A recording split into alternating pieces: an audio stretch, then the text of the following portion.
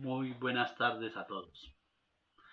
Querida familia, hijos, hijas, nietos, hermanas, hermanos, sobrinos, sobrinas, nueras, yernos, amigos y demás. En el día de hoy quiero saludarlos y dirigirme a ustedes para hablarles algo de muy importante para mí. Como es bien sabido por todos nosotros, aunque somos una familia, pues somos hijos de un mismo Padre, Dios, y nos queremos mucho. Estamos separados y divididos por diferentes creencias que nos han hecho mucho daño, pues cada uno cree tener la razón. Jesucristo ya nos lo había advertido en Mateo 10, 36, 34, 36, pero no es eso lo que Él quiere. Al contrario, en Juan 17, 20, 23, Él nos llama a la unidad, pero hemos caído en la trampa del enemigo que no quiere que el plan de Dios se cumpla. Y como no puede enfrentar a Dios con sus armas, ataca a lo más preciado y amado por Dios, nosotros, sus hijos. Querida familia, yo quiero invitarlos a que entre todos busquemos a ese Dios que es solo amor y que por ese amor entregó a su Hijo Jesucristo, que se hizo semejante a nosotros en todo menos en el pecado, y entregó su vida como la más grande prueba de amor por nosotros. ¿No creen que este sacrificio merece de nosotros una respuesta diferente? Una respuesta que no lastime las heridas que dejaron todo el sufrimiento que él vivió, los golpes, los latigazos, las humillaciones, las malas palabras, la corona de espinas, la cruz y los clavos que atravesaron sus divinos pies y sus divinas manos. Yo no sé ustedes, pero yo pienso que él merece una respuesta diferente, una respuesta de amor. Él nos dice en Juan 14:6, yo soy el camino, la verdad y la vida. Bueno, pues si Él es el camino, vamos a seguir ese camino. Si Él es la verdad, busquemos esa verdad y creámosle a su palabra para creámosle a su palabra para encontrar esa promesa que es la vida eterna. Hermanos, debemos esforzarnos por seguir esa verdad. Por eso quiero pedirles que nos unamos y busquemos entre todos la verdad, y eso se logra si le creemos a Dios, no solamente creyendo en Dios. Como ustedes bien lo saben, de la familia soy uno de los pocos, si no el único, católico que me he mantenido en mi fe. Y no crean que no he tenido crisis de fe. Pero un día pensé que conocer mi iglesia y mi fe era lo más importante antes de tomar una decisión de la cual pudiera arrepentirme después. Y así empecé a entender muchas cosas. ¿Por qué las divisiones? ¿Por qué tantas iglesias y Jesucristo solo fundó una?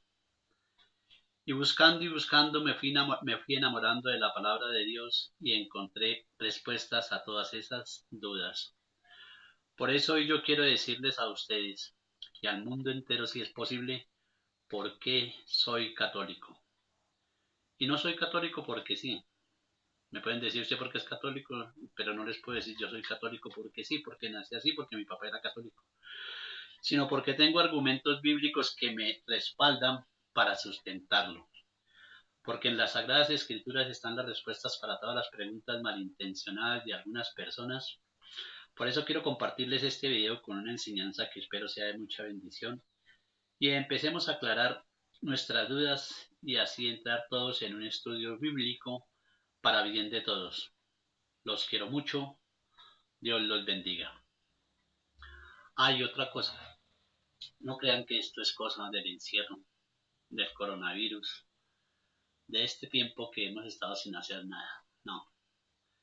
Esto yo lo he venido preparando hace mucho tiempo, lo he venido pensando hace mucho tiempo, he estado preparándome hace mucho tiempo, leyendo las escrituras, aprendiendo. Y creo que llegó el momento de que entre todos tratemos de buscar esa verdad y llegar a la verdad que Dios quiere que nosotros lleguemos. Él nos dejó una enseñanza, Él nos dejó una doctrina y todos tenemos que buscar esa doctrina. Dios no quiere las divisiones ni las separaciones. Dios quiere una iglesia unida. Entonces, por eso los invito, me he tomado el atrevimiento de grabar este video y enviarles esta invitación para que ustedes me digan si están de acuerdo o no están de acuerdo.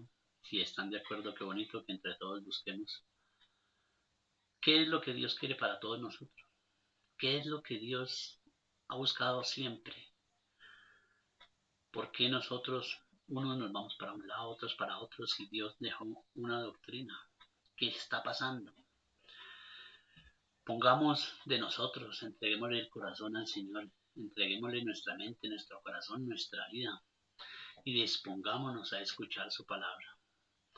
A ver si en algún momento podemos encontrar qué es lo que Dios tiene para todos nosotros, cuál es el plan de Dios, si algún día lo podemos entender. Entonces, les decía que tengo una enseñanza para que podamos compartir. Y quería decirles que cuando uno empieza a leer la Biblia y hay la transición del Antiguo Testamento al Nuevo Testamento, ahí hay un trancón. Nosotros empezamos y como no entendemos, la estamos leyendo y si no pedimos una explicación de alguien, si nadie nos explica y cogemos nosotros la Biblia a interpretarla a nuestra manera, llegamos a ese punto y no vamos a entender y no vamos a poder salir de ahí. Si no entendemos este punto, nos complicamos. Decimos que es Antiguo Testamento y Nuevo Testamento.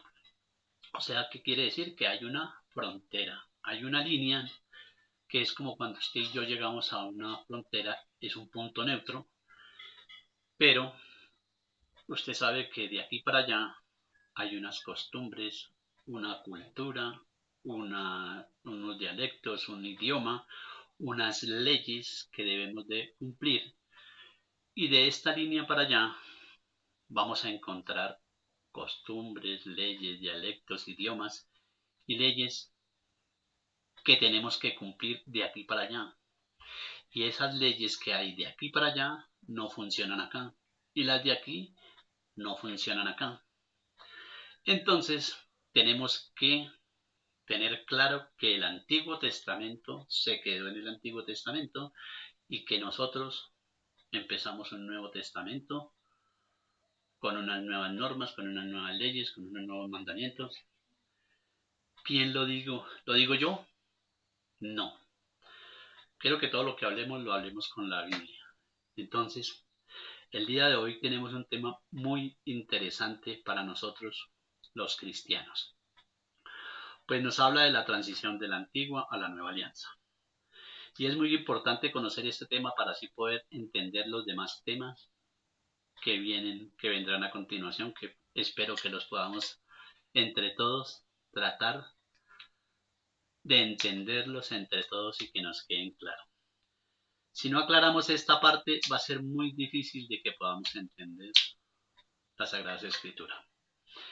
Y primero deberíamos preguntarnos si la Biblia dice que hay que guardar el sábado, si la Biblia dice que tenemos que pagar el diezmo, si la Biblia dice que no debemos comer carne de cerdo, y si la Biblia lo dice, ¿por qué nosotros no hacemos caso a la Biblia? Entonces, primero que todo, tenemos que saber en qué parte de la Biblia están escritas estas citas para poder contestar a estas preguntas. La respuesta inicial a estas preguntas es a todas sí. Sí están escritas dentro de la Biblia. ¿En dónde están? Están en el Antiguo Testamento. ¿Y por qué es importante saber que están en el Antiguo Testamento? Porque hay personas que quieren cuestionar nuestra fe. Y nos dicen, mire, en la Biblia dice en Éxodo 28:11 que hay que guardar el sábado. En Malaquías capítulo 6, versículo 6 al 12 nos dice que debemos pagar el diezmo. Y en Levítico 11, del 2 al 7 dice que no debemos comer carne de cerdo. Y continúan diciendo, ¿usted cree que la Biblia es palabra de Dios? Nosotros decimos, sí, claro, la Biblia es palabra de Dios, pues claro, eso está claro. Entonces nos dicen, y si usted cree que eso es palabra de Dios, ¿ustedes por qué no cumplen eso que dice la Biblia? Y el católico, ni siquiera a misa va, no sabe responder y dice, sí, ustedes tienen razón, nosotros lo estamos haciendo mal, nosotros no estamos cumpliendo con lo que dice la Biblia. Que esté en la Biblia no quiere decir que tengamos que hacerlo. Entonces, esa persona, al no estar preparada y al no saber dar una respuesta, es muy fácil de convencer. ¿Y qué ha pasado? Que muchas personas se han ido para otra iglesia y, lo que es peor, para una secta. Por eso es importante saber en qué parte de la Biblia están esas citas. Y estas de las que hablamos en especial en este día están en el Antiguo Testamento. ¿Y por qué es importante saber que están en el Antiguo Testamento?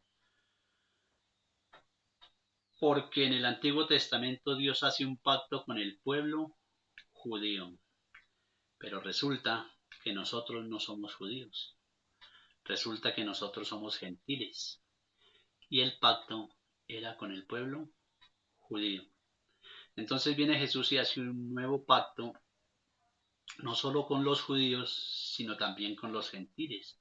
Hace un nuevo pacto, una nueva alianza de amor con nosotros.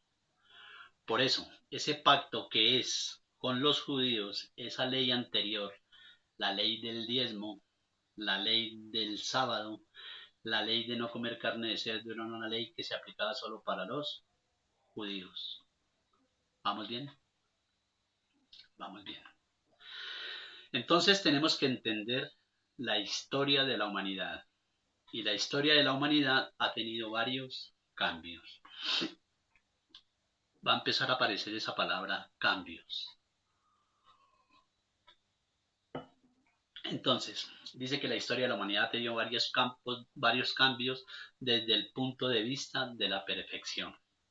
Hace muchos, muchos años, cuando solo existía el paganismo, los humanos eran politeístas. ¿Y qué es eso? ¿Qué significa eso? Que tenían muchos dioses. Tenían dos dioses de la tierra, del cielo, del mar, muchos, muchos dioses. Y además había una figura que era que si usted le hacía mal a una persona, esa persona lo mataba a usted y ya, no pasaba nada. No había una ley que lo prohibiera, no había ninguna autoridad que dijera que eso no podía hacer.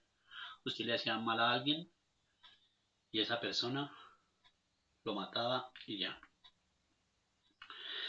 Entonces, cuando después viene, significa que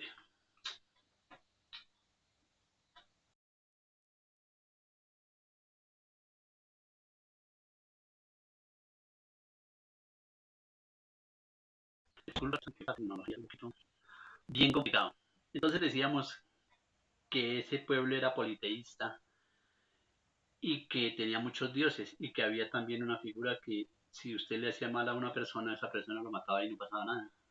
No había una ley que lo prohibiera, no había una ley que dijera nada sobre eso.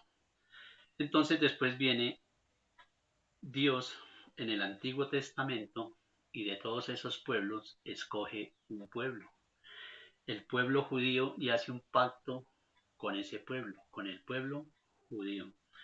Primero con Abraham y luego lo renueva con Moisés y cambian algunas cosas de la historia de la humanidad. Y uno de esos cambios es que entra el conocido ojo por ojo y el diente por diente. Es un camino de perfección. La ley de antes, usted mataba a quien le hacía daño. Ahora usted solo puede devolver la ofensa con una ofensa igual. Él me pega, yo le pego. Él me roba, yo lo robo. y aparece otro cambio. Ya no existe el politeísmo. Ahora es un solo Dios. Y esa es la parte más importante del pacto. Porque en el pacto Dios les dice, ustedes serán mi pueblo y yo seré tu Dios. Entonces hay un cambio. ¿Lo vimos? Lo vimos. Pero siguiendo el plan de salvación, en el Nuevo Testamento cambia todo eso.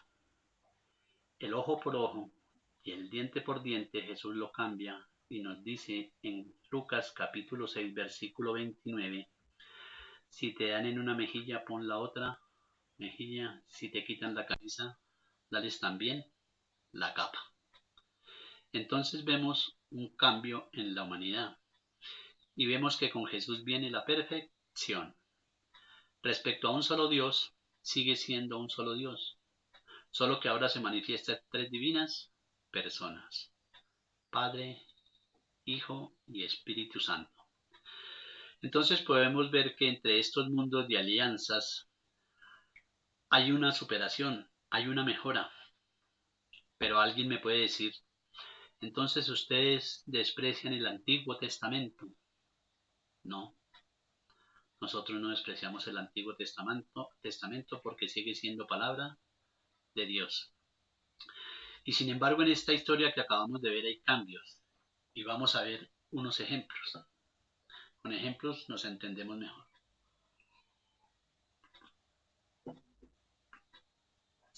El diezmo en el Antiguo Testamento estaba destinado a ser administrado por los sacerdotes, por los levitas, y ellos recibían el 10% de la cosecha obligatorio. En la nueva alianza eso cambia. ¿Qué dice Jesús que es la perfección? ¿Qué dice Jesús que no ha venido a abolir ni a derogar la ley? ¿Qué le dice Jesús a sus apóstoles en Mateo capítulo 10 versículo 8? Dad gratis lo que han recibido gratis. Hay un cambio. Hay una superación de esa ley. Pero sin embargo, la iglesia debe mantenerse, debe vivir ella y ayudar a los pobres, y se aceptan apoyos voluntarios que se dan según posibilidades de cada uno. ¿Y quién lo dice? ¿La iglesia? No. ¿El papa? No. ¿Los sacerdotes? No. Lo dice la Biblia en 2 de Corintios capítulo 9 versículo 7 al 8. Dice, cada uno dé como propuso en su corazón, no de mala gana o a la fuerza, porque Dios ama al dador alegre, y poderoso es Dios para hacer que abunde toda gracia, a fin de que teniendo siempre lo suficiente, abundéis para toda buena obra. Aquí vemos que la ley del diezmo también cambia. Ya el 10% no es obligatorio. Ya es generosamente lo que usted haya dispuesto en su corazón. La condición es que lo dé de buena gana, porque Dios ama al dador alegre, pero ya no lo obliga a que usted tenga que dar el diezmo. Entonces vemos que hay un cambio, ¿cierto? Entonces debemos preguntarnos a quién seguimos nosotros, a la antigua alianza que fue el pacto con Moisés, o a Jesús quien nos da la nueva alianza, porque es a través de él que se cumple la nueva alianza. Jesús dice en Mateo 5:17, no crean que he venido a suprimir la ley o los profetas. He venido no para deshacer, sino para traer lo definitivo. Y muchas personas me pueden decir, si ve, ahí dice que no abolió la ley. Claro que no abolió la ley. La ley no quedó abolida, quedó perfeccionada. Y eso es otra cosa. Y para perfeccionar la ley hay que cambiar algunas cositas. Y eso es lo que Jesús vino a hacer. Entonces, el Antiguo Testamento es una base para llegar a la perfección en Jesús. Por ejemplo, en el Antiguo Testamento, la mujer era propiedad del hombre. En el Nuevo Testamento ya no sucede eso. Ella es igual al hombre. Tiene la misma dignidad del hombre. Ya somos iguales la mujer y el hombre ante Dios. Entonces, el Antiguo Testamento es una prefiguración del Nuevo Testamento. Y veamos unos ejemplos. Jesús es el nuevo Adán. Adán es una prefiguración de Jesús. El diluvio universal es una prefiguración del bautismo. Y por el bautismo somos salvos, así como Noé fue salvo a través de las aguas. Entonces Jesús practica y cumple muy bien el Antiguo Testamento. Primero, él se circuncidó. Segundo, él se fue presentado en el templo. Y tercero, él asistía a la Pascua judía y cumplía la Pascua judía. ¿Y todo eso para qué? Para dar cumplimiento perfecto al Antiguo Testamento y así poder dar un segundo orden a la nueva alianza. Repito, ¿para qué cumplió Jesús todo el Antiguo Testamento? Dio cumplimiento al Antiguo Testamento para poder dar un segundo orden a la nueva alianza. La nueva alianza es en su sangre. Ahora la nueva alianza es a través de la sangre de Jesús, que es nuestra redención. Entonces Jesús se presenta en este mundo predicando la conversión. Él siempre pidió conversión, conviértanse, arrepiéntanse. Entonces vemos que en la ley de Moisés se reflejaba el sentir de Dios y se expresaban sus designios divinos. Sin embargo, esta obediencia y por parte de los judíos se debía a que ellos veían a Dios como un Dios extremadamente justiciero. Y fue tanto ese culto a esa ley que hiciera que los judíos llevaran una aceptación externa de esas normas, pero no existía un encuentro interior con Dios.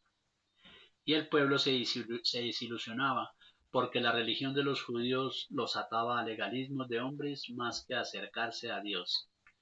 Sin embargo, para Jesús la ley del Sinaí era sagrada. Y Él viene y quita toda esa parte inhumana y todo lo que no es de Dios y rescata lo positivo y puro y le da un nuevo espíritu. Porque cambiar el espíritu era más revolucionario que cambiar una ley por otra. Por eso dice, yo no vine a abolir la ley. Es la misma ley, pero con unos cambios importantes para llevarla a la perfección. Así Dios pasa de ser un Dios de terror en el Antiguo Testamento a ser un Dios de amor en el Nuevo Testamento. Y Jesús hace 3 cambios fundamentales. Primero, Él personaliza la ley, se pone en el lugar de la ley. Y veamos cómo lo dice Pablo en Romanos capítulo 10, versículo 4. Porque Cristo es el fin de la ley.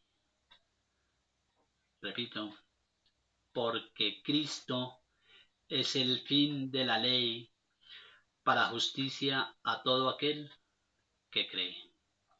Entonces Cristo ahora es la ley del cristiano. Y tengo otra reflexión de otra versión bíblica que me gusta más y es un poquito más amplia y nos da a conocer mejor la idea. Romanos 10:4. Cumplir la ley ya no será cumplir gestos, sino amarle, participar de su vida. Cristo es la ley del cristiano. Como el amado es la ley del amante, cuando dos se amen entre ellos no hay ley. El amor sustituye toda ley. Entonces, al Jesús convertirse en la ley, ¿qué debemos hacer? Amar esa ley y participar de su vida. Y esto se complementa con la segunda parte, el segundo cambio fundamental que Jesús hace, porque en el segundo cambio Él relativiza la ley. ¿Y por qué la relativiza?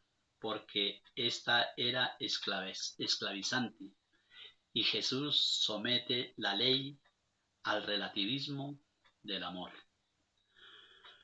Para Jesús la ley ya no es algo absoluto, solo Dios es absoluto. Y veamos cómo lo dice Hebreos, capítulo 10, versículo 9. Y diciendo luego, he aquí que vengo, oh Dios, para hacer tu voluntad.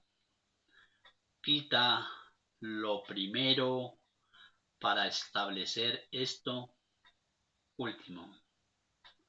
Repito, quita lo primero para establecer esto último. Están quitando lo antiguo, va a establecer algo nuevo. Y por último, el tercer cambio fundamental, Jesús radicaliza la ley. ¿Y qué quiere decir eso? De que radicaliza la ley. Que Jesús ni la suavizó la ley, ni recorta la ley, sino que la lleva al límite. La lleva a una entrega total, una ley mucho más alta. Su gracia del Evangelio, su amor y su redención. Y veamos hasta dónde la lleva. Efesios capítulo 2, versículo, Efesios 2, 15, 16. Aboliendo en su carne las enemistades, la ley de los mandamientos expresados, repito, aboliendo en su carne las enemistades, la ley de los mandamientos expresados en ordenanzas, para crear en sí mismos de los dos un solo y nuevo hombre, haciendo la paz, y mediante la cruz reconciliando con Dios a ambos en un solo cuerpo, matando en ellas las enemistades. Entonces, es Jesús quien hace esta nueva alianza con nosotros, dejando la antigua alianza sin ningún valor, sin ningún efecto. Porque Jesús perfecciona la ley, y al perfeccionarla y hacer una nueva alianza, y al decir nueva, significa que la anterior es diferente, la nueva es la que debemos seguir. La antigua fue importante, sí, pero hasta aquí. Antigua y nueva alianza. Está haciendo una nueva alianza. Es nueva. Entonces, como conclusión, tenemos una base para comprender por qué la ley mosaica ya no aplica a nosotros los cristianos en esta nueva alianza. Porque Jesús la ha llevado a la plenitud en el amor. Ya no tenemos nada que ver con la antigua alianza. La antigua alianza era para los judíos, los mandamientos eran con el pueblo judío, el pacto era con el pueblo judío. Cuando llega Jesucristo, hace una nueva alianza, un nuevo pacto, unas nuevas leyes. Y eso lo vamos a ver en las otras clases que siguen después de esta. Si ustedes me permiten, y si quieren que sigamos ahondando más en este tema, lo vamos a ver. No lo que yo lo diga, sino yo se lo voy a mostrar con capítulo y versículo. Por eso les decía que era importante que encontráramos, que pudiéramos llegar hasta aquí y entender hasta acá. Yo le pido a Dios que haya tocado nuestra mente y nuestro corazón para que este mensaje haya llegado y que podamos abrir el corazón a la palabra de Dios. Ustedes no están obligados a creerme a mí, ustedes no están obligados a nada. Pero yo les he mostrado citas que les muestra con capítulo y versículo que la Biblia cambia todo acá. Entonces, yo los invito a seguir leyendo la Biblia, sí, pero nosotros no podemos tomar la Biblia e interpretarla a nuestra manera. Nosotros no podemos agarrar la Biblia y darle la interpretación que queramos, porque por eso es que hay tantas sectas, tantas iglesias, tanta cosa. Y uno dice una cosa, uno interpreta de una forma y otra interpreta de otra forma. Y Pedro, en primera de Pedro nos dice, en segunda de Pedro capítulo 1 versículo 20 nos dice, sépanlo bien, ninguna profecía de la escritura puede ser interpretada por cuenta propia. Ahí está. Ninguna escritura puede ser interpretada por cuenta propia. Lo dicen las Sagradas Escrituras y esto es palabra de Dios.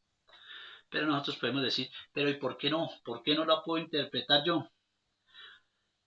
Pues ninguna profecía ha venido por iniciativa humana, sino que los hombres de Dios. Entonces, vemos que son los hombres de Dios los elegidos del Señor para interpretar su palabra. ¿Y por qué ellos? Porque los hombres de Dios han hablado movidos por el Espíritu Santo. Entonces vemos que hay personas que son discípulos de Dios que hablan con la autoridad de Dios y movidos por el Espíritu Santo. Y si ustedes buscan en Hechos de los Apóstoles, capítulo 8, versículo 26 al 40, ahí hay una muestra de que cuando una persona quiere leer las escrituras por su cuenta no va a entender nada, pero el Espíritu Santo viene en ayuda de esa persona. Y sí viene en ayuda de esa persona, pero vean cómo viene en ayuda de esa persona. Le manda a Felipe para que le explique las escrituras al etíope. Entonces vemos que el Espíritu Santo sí viene en nuestra ayuda. Pero no quiere decir que viene y nos dice, mire, usted entienda esto y lo que usted entienda eso es. No. Tenemos que ir a los que saben, a las personas que han recibido la autoridad y son movidos por el Espíritu Santo, que recibieron en Hechos de los Apóstoles capítulo 2 versículo 1 al 4, cuando la iglesia recibe el Espíritu Santo. ¿Quiénes lo reciben? Sus apóstoles. Entonces, sí, el Espíritu Santo sí viene en nuestra ayuda, pero esa ayuda está en los hombres de Dios que han hablado movidos por el Espíritu Santo. Y no tenemos que ir tan lejos para ver que no debemos leer la Biblia a nuestra manera, porque si nosotros leemos la Biblia a nuestra manera, es más perjudicial que beneficio para nosotros. Escuchemos. Segunda de Pedro capítulo 3 versículo 16. E insiste sobre esto en todas sus cartas. Está hablando Pablo, y están hablando de Pablo y dice que Pablo insiste sobre esto en todas sus cartas, que hay en ellas algunos puntos difíciles de entender. Repito, hay en ellas algunos puntos difíciles de entender, que los ignorantes y poco firmes en la fe interpretan torcidamente para su propio daño. Si interpretamos la Biblia mal y la damos a conocer según nuestra interpretación, es para nuestro propio daño, no es para nuestra salvación. Nos estamos haciendo daño a nosotros mismos por interpretar mal la palabra de Dios. Por eso nosotros no podemos interpretar la Biblia a nuestra manera. Tenemos que ir a las personas que saben. Y hay autoridad en la iglesia. Jesús dejó una autoridad y esa autoridad lleva 2000 años interpretando la palabra de Dios. Dios no podía venir y dejarnos ahí, aquí en este mundo. Bueno, yo vengo y los salvo del pecado, ahí los dejo, chao, me voy.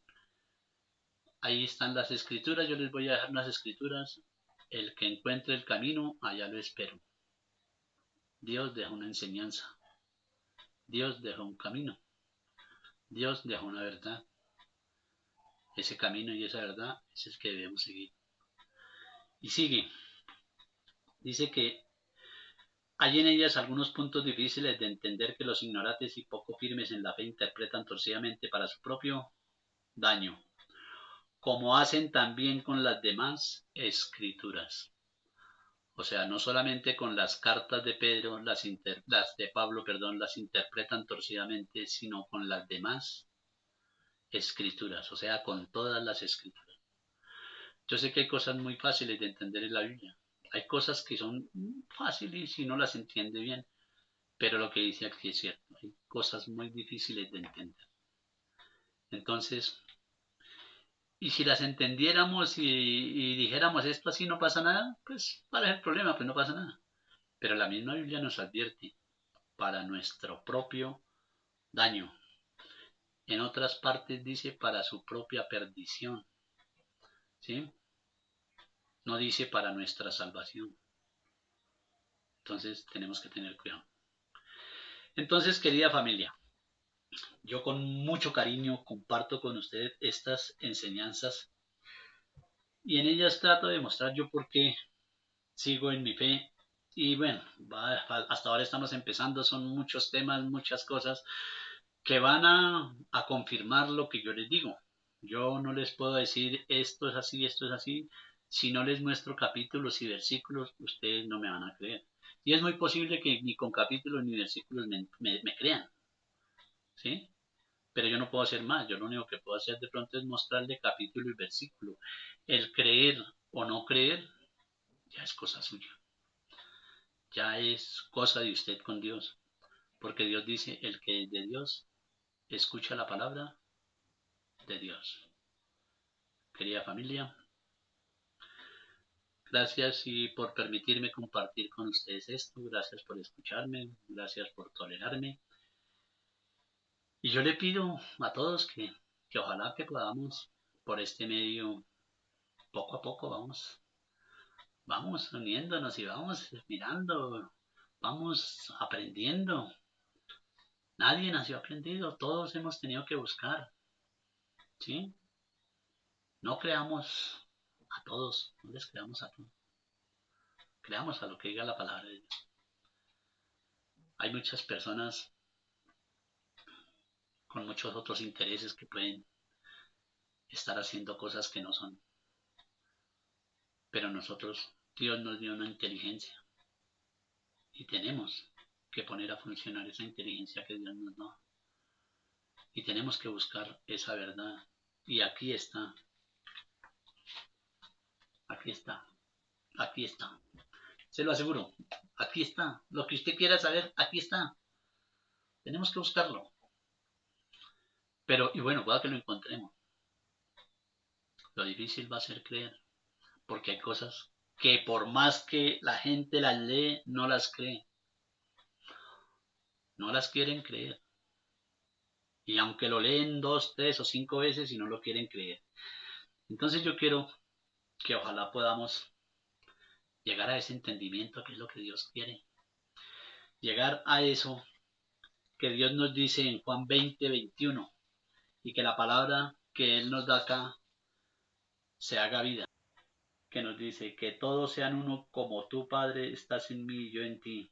Que ellos también sean uno en nosotros para que el mundo crea que tú me has enviado.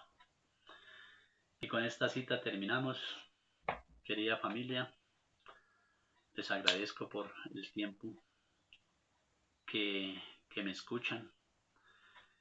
Y la verdad me agradaría mucho que pudiéramos seguir compartiendo estos momentos, compartiendo muchas cosas. Dios tiene grandes cosas para todos nosotros. Y a veces nos dividimos por bobadas, por cosas, sabiendo que podemos encontrar la verdad. Busquemos. No me crean a mí, yo no les creo a ustedes. Si ustedes me muestran con la Biblia que lo que usted dice es cierto, que ustedes tienen la verdad, que ustedes son la iglesia verdadera, que ustedes son la última Coca-Cola del desierto, yo no tengo más que hacerme al lado de ustedes. Porque si yo estoy buscando la fe, si yo estoy buscando la verdad, perdón, yo tengo que ir a donde esté la verdad, ¿sí? Y si la verdad la tienen ustedes, pues a mí no me queda más remedio que hacerme evangélico. Porque si yo busco la verdad y usted me muestra, me comprueba que ustedes tienen las escrituras, no tengo otra alternativa que hacerme evangélico, adventista, cristiano, pentecostal, mormón, séptimo día, el que me muestre que que tiene la verdad, que tiene la doctrina que Cristo dejó, que hace lo que Jesús dice y que hace todo lo que las enseñanzas que están en la Biblia, para donde sea me toca irme. Pero si no me muestran, entonces sigo acá. Bueno, que Dios los bendiga, que los quiero mucho.